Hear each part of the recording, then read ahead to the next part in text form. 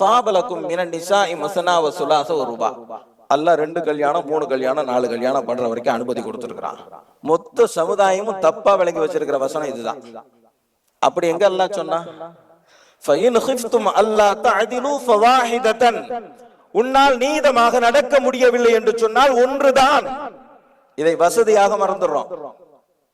நீதமாக நடக்கிறது சாமானிய மனிதனுக்கு சாத்தியமா? முடியாது.